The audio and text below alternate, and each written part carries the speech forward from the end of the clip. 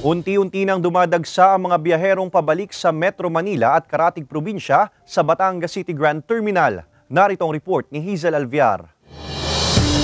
Simula raw alas 3 kaninang madaling araw, dire-diretso na ang biyahe ng bus patungong Maynila at karatig probinsya mula sa Batangas City Grand Terminal. Ang bus company nga ni Ruel, 10 na raw ang nakabiyahe patungong Maynila. Halos balikan po ang pasahero Kaya sa kanina sa Cubao, pagdating namin pila po sa Cubao.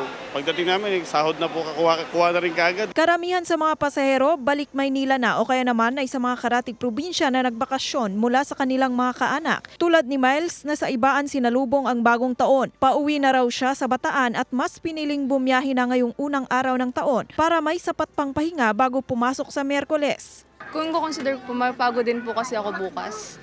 So para po makapagpahinga din po kami, consider marami din po yung bumabiyahe, lalo na po kasi balikan na rin ng pagkatapos ng bakasyon. Pero may ilan din naman ngayon pa lamang magbabakasyon, tulad na lamang ng mag-anak ni Sarah na patungong Maynila para ipasyal ang mga anak. Pupunta pa po kami dun sa lola nila. Bakasyon naman po doon sa Maynila. Ngayon po ay walang traffic. Pagtitiyak naman ng mga bus companies na nasa maayos na kondisyon ang kanilang mga driver at dispatcher.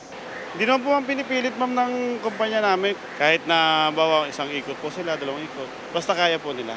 Hindi naman po pinipilit. Inaasahang mamayang gabi hanggang bukas ng umaga dadagsa ang iba pang mga pasaherong hindi nakabiyahe ngayong araw. Kasama si J.R. Manjares, Hazel Alviar, Balitang Southern Tagalog.